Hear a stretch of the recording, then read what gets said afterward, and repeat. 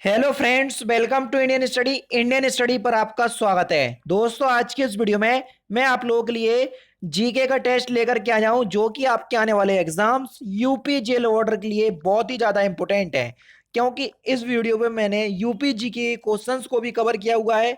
तो ये वीडियो जो लोग यूपी लेखपाल और यूपीएसआई की तैयारी कर रहे हैं, तो आप लोग भी इस वीडियो को देख सकते हैं। तो चलिए स्टार्ट करते हैं और देखते हैं पहला क्वेश्चन दोस्तों आपके सामने। साथ ही साथ आपको बता दूं कि इस वीडियो की पीडीएफ डिस्क्रिप्शन में टेलीग्राम चैनल का लिंक दिया हुआ है, वहां से आप प्राप्त कर सकते हैं। बिल्कुल फ्री में सारी पीडीएफ आपको प्रोवाइड करवाई जाती हैं। फिरोज गांधी अवार्ड किस क्षेत्र में असाधारण निष्पादन के लिए दिया जाता है?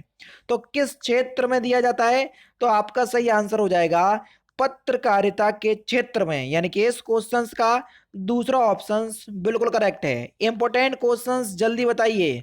मई का पहला मंगलवार किस रूप में मनाया जाता है? जल्दी बताइए। मई का पहला मंगलवार किस रूप में मनाया जाता है? तो आपका सही आंसर हो जाएगा विश्व अस्थमा दिवस, यानी कि इस क्वेश्चंस का पहला ऑप्शन जो है वो आपका बिल्कुल क्या हो जाएगा दोस्तों? करेक्ट हो जाएगा। पहला नहीं, तीसरा। ठीक है। महेंद्र सिंह धोनी ने पहला एक दिवसीय अंतरराष्ट्रीय मैच कहाँ खेला था?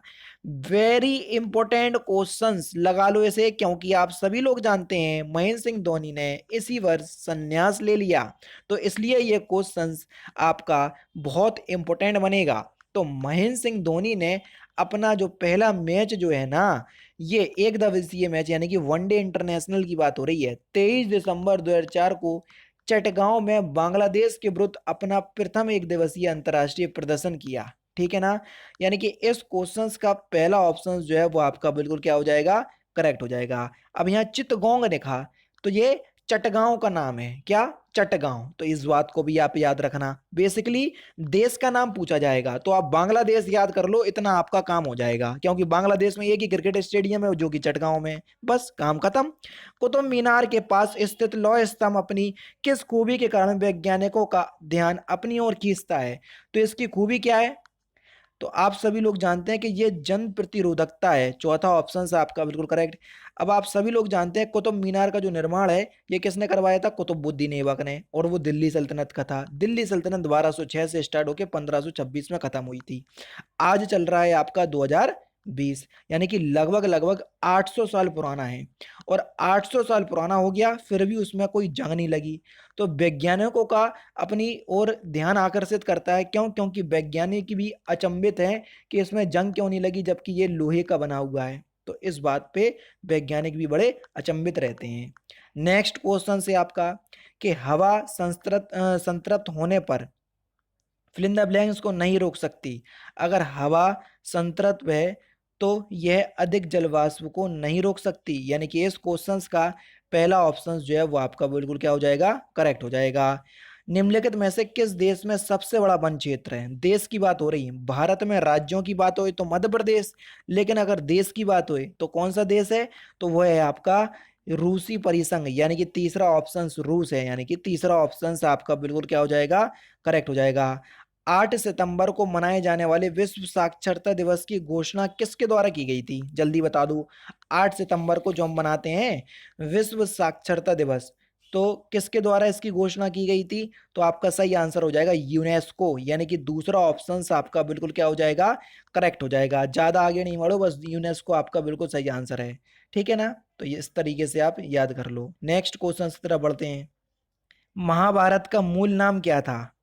महानाम का जो मूल नाम, यानी कि जो ओरिजिनल नाम होता है उसको ही हम मूल नाम कहते हैं। तो महाभारत का मूल नाम था जय संहिता। दूसरा ऑप्शन बिल्कुल करेक्ट हो जाएगा। चैंपियन ट्रॉफी का संबंध किस खेल से है? तो चैंपियन ट्रॉफी का जो संबंध है किस खेल से है? तो चैंपियन ट्रॉफी हॉकी में भी है और क्रिकेट में भी है। ठीक है ना? तो इसलिए हम चौथा ऑप्शन लगाएंगे। नेक्स्ट क्वेश्चंस के औरंगजेब के शासनकाल के दौरान यह देखना किसका काम था कि जनता अपना जीवन शरीयत के हिसाब से जी रही है या नहीं? तो ये जो देखना, ये किसका नाम था? तो सॉरी, किसका काम था? ये मोहतासिब का काम था, यानी कि तीसरा ऑप्शन बिल्कुल करेक्ट। जनसंख्या घनत्व को प्रति वर्ग फिल इन द ब्लैंक्स व्यक्तियों की संख्या के रूप में परिभाषित किया जाता है किस यूनिट में? तो किस यूनिट में करते हैं? तो ये हम किलोमीटर में करते हैं, यानी कि चौथा ऑप्शन आपका बिल्कुल करेक्ट। फ्यूज वायर में होना चाहिए, तो फ्यूज वायर जो है इसमें उच्च प्रतिरोध होना चाहिए और कम गलनांक होना चाहिए। अब देखो कौन से ऑप्शंस में है, तीसरे ऑप्शंस में है। तीसरा ऑप्शन आपका बिल्कुल करेक्ट है। शनि के छल्ले किससे बने हैं, तो जो शनि जो ग्रह है उसके जो छल्ले हैं ये किसके बने हैं, तो ये बर्फ और चट्टान के बड़े बड़े टुकड़े हैं, यानी कि इस क्वेश्चंस का दूसरा ऑप्शन जो है वो आपका बिल्कुल क्या होगा, करेक्ट हो जाएगा। भारत का सबसे पुराना म्यूचुअल फंड कौन सा है, इंपोर्टेंट क्वेश्चंस, जल्दी बताओ। तो कौन सा है, तो आपका सही आंसर हो जाएगा यूनिट ट्रस्ट ऑफ इंडिया, यानी कि इस क्वेश्चंस का चौथा ऑप्शन जो है वो आपका बिल्कुल करेक्ट हो जाएगा। यूटीआई भी बोलते हैं। मरुस्थलीकरण का मुकाबला करने के लिए विश्व दिवस प्रतिवर्ष कब मनाया जाता है, तो कब मनाते हैं हम, 17 जून को मनाते हैं, यानी कि इस क्वेश्चंस को दूसरा ऑप्शन बिल्कुल करेक्ट है। 17 जून को यूनाइटेड नेशन विश्व मरुस्थलीकरण दिवस आयोजित करता है। किन्हें पुस्तक स्टिल काउंटिंग द डेड लिखी, किसने लिखी ये पुस्तक, इस उनके नाम मैं आपको बताता हूँ।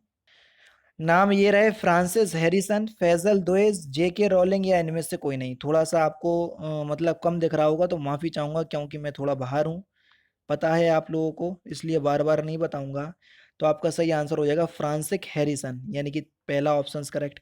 भारत में पारिस्थितिकी असंतुलन का मुख्य कारण कौन सा था या कौन सा है, तो कौन सा है, वनों की कटाई, पहला ही ऑप्शन करेक्ट। गंगोत्री गांव गंगा नदी का स्रोत है, यह किस नदी के तट पर स्थित है। अब आप ये नहीं सोच लेना कि ये गंगा नदी पर क्या होगा, स्थित होगा, ये भागीरथी नदी पर स्थित है।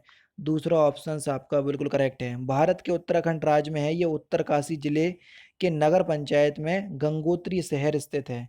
यह हिंदू तीर्थ शहर भागीरथी नदी के तट पर और गंगा नदी के उद्गम स्थान पर स्थित है, ठीक है ना। नेक्स्ट क्वेश्चन, निम्नलिखित में से कौन पुस्तक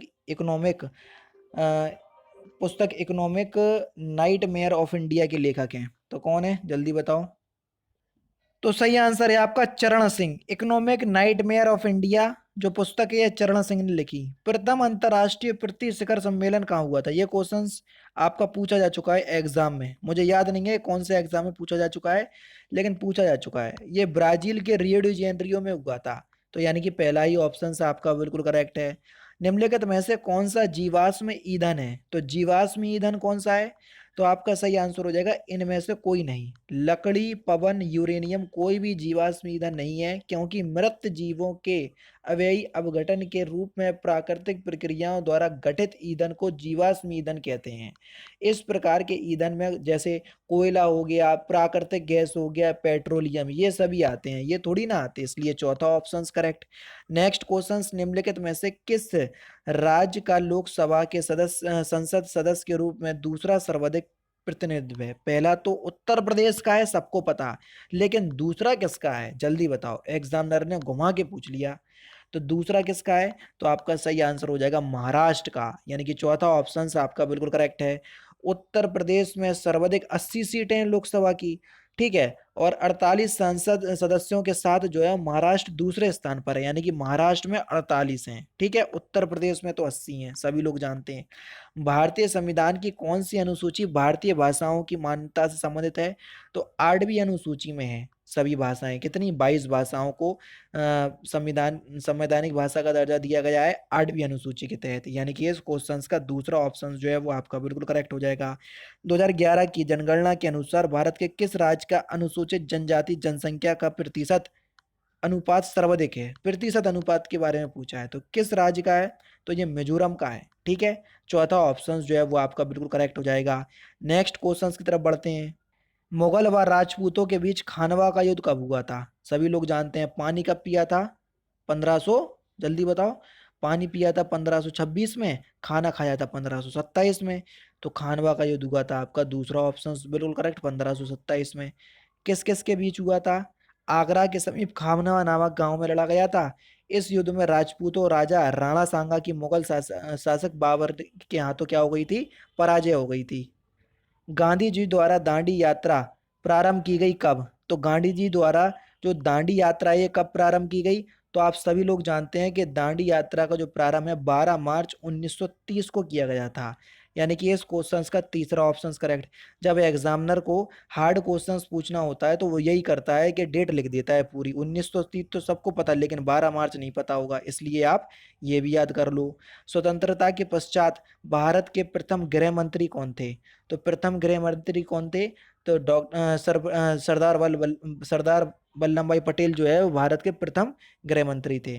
देखो, सरदार वल्लभ भाई पटेल भारत के पहले गृह मंत्री थे। उन्होंने स्वतंत्रता के बाद भारत की पहली कैबिनेट में उप प्रधानमंत्री के रूप में भी सेवा की। यानी कि पहले उप प्रधानमंत्री में भी यही थे सरदार वल्लभ भाई पटेल, और पहले गृह मंत्री भी यही थे। तो इस तरीके से याद कर लो।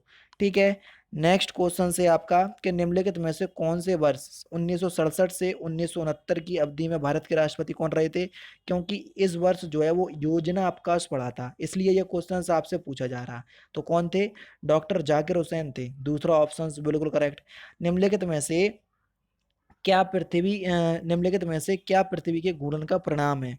तो पृथ्वी के घूर्णन के परिणाम से क्या होता है? देखो, पृथ्वी के घूर्णन के परिणाम से होता है कोरियोलोसिस बल। यानी कि इस क्वेश्चंस का दूसरा ऑप्शन जो है वो आपका बिल्कुल क्या हो जाएगा? करेक्ट हो जाएगा। पृथ्वी के घूर्णन से कोरियोलोसिस, जो पृथ्वी का जो घूर्णन है वो कोरियोलोसिस बल का क्या है? उदाहरण है। ठीक है ना? तो इस तरीके से आप कह सकते हैं। नेक्स्ट क्वेश्चन की तरफ बढ़ें। तो नेक्स्ट क्वेश्चन आपके सामने, बाकी के क्वेश्चंस आपका यूपी जीके के हैं, क्योंकि वो भी आपके एग्जाम में पूछी जानी है ना? तो देखो, पहला क्वेश्चन, उत्तर प्रदेश का कौन सा जिला नेपाल के साथ अपनी सीमा जो है वो साझा करता है? तो कौन सा जिला करता है? तो आपका सही आंसर हो जाएगा सीतापुर। तीसरा ऑप्शन जो है वो आपका बिल्कुल क्या हो जाएगा? करेक्ट हो जाएगा। उत्तर प्रदेश का कौन सा जिला उत्तर प्रदेश और बिहार की सीमा पर स्थित है? तो कौन सा जिला उत्तर प्रदेश और बिहार की सीमा पर स्थित है? तो बलिया जो है ये उत्तर प्रदेश और बिहार की सीमा पर स्थित है। चौथा ऑप्शन करेक्ट। उत्तर प्रदेश के किस शहर को सुहाग नगरी कहा जाता है? यह शहर कांच की चूड़ियों बनाने के लिए भी प्रसिद्ध है। तो कौन सा शहर है? तो आप सभी लोग जानते हैं, वो है आपका फिरोजाबाद। पहला ही ऑप्शन करेक्ट। निम्नलिखित में से कौन से नेता गोरखनाथ मंदिर और मठ के पुजारी भी हैं? तो कौन से नेता हैं? तो आप सभी लोग जानते हैं, हमारे राज्य के मुख्यमंत्री श्री योगी आदित्यनाथ जी। दूसरा ऑप्शन बिल्कुल करेक्ट। सारनाथ सारनाथ वह पवित्र स्थान जहां भगवान बुद्ध ने अपना पहला उपदेश दिया था, और वह निम्नलिखित में से किस शहर के बहुत नजदीक है? तो किस शहर के बहुत नजदीक है? तो आपका सही आंसर हो जाएगा वाराणसी। यानी कि सारनाथ जो है ये वाराणसी के बहुत नजदीक है। चौथा ऑप्शन करेक्ट। उत्तर प्रदेश का कौन सा शहर शहर जो है वो चिकनकारी साड़ियां नामक सुंदर कढ़ाई वाली साड़ियों के लिए प्रसिद्ध है? तो साड़ियों के लिए उत्तर प्रदेश का कौन सा शहर प्रसिद्ध है? लखनऊ। कौन सी चिकनकारी साड़ियों की बात हो रही है? तो लखनऊ आपका बिल्कुल ठीक आंसर हो जाएगा। दूसरा ऑप्शन करेक्ट। और लास्ट क्वेश्चन के उत्तर प्रदेश के किस शहर में 11 मंजिला पागल बाबा मंदिर मिलेगा? तो कहाँ मिलेगा पागल बाबा मंदिर, और वो भी 11 मंजिला? तो आपका सही आंसर हो जाएगा वृंदावन। पहला ही ऑप्शन आपका बिल्कुल करेक्ट हो जाएगा। ठीक है, तो दोस्तों ये थे आपके 38 क्वेश्चंस जीके के टेस्ट के। वीडियो कैसी लगी तो मुझे कमेंट बॉक्स में जरूर बताइएगा। साथ ही साथ जब आप पीडीएफ प्राप्त करोगे तो आपको ये जो 30 क्वेश्चंस हैं इनकी जो आंसर की है वो आपको अलग मिलेगी, और जो यूपी जीके की जो क्वेश्चंस है ना, ये यहाँ से लेके मैंने यहाँ तक आपको पढ़ाए 411 तक, तो इनकी आंसर की देखो ये ली हुई है। यानी कि जो दूसरा पेज लगा है वो आंसर के साथ है। ठीक है ना? तो आप ये नहीं सोचिएगा कि मैंने वही दूसरे 2 बार लगा दिए, लेकिन एक क्वेश्चंस में एक पेज में आंसर नहीं है, एक पेज में आंसर है। ठीक है, तो ध्यान रखना, दोनों पेज आपको पीडीएफ में मिल जाएंगे। पीडीएफ बिल्कुल फ्री में आपको मिल रही है, तो टेलीग्राम पे आ जाओ।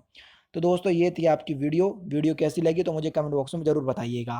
तो दोस्तों फिलहाल की वीडियो में सिर्फ इतना ही। अगर आपको वीडियो पसंद आए तो प्लीज़ दोस्तों वीडियो को लाइक कीजिए, शेयर कीजिए, और साथ ही साथ हमारे चैनल को सब्सक्राइब करना ना भूलें, क्योंकि मैं रोजाना इसी तरह की वीडियोज़ आप लोगों के लिए लाता रहता हूँ। नमस्कार दोस्तों, जय हिंद, जय भारत।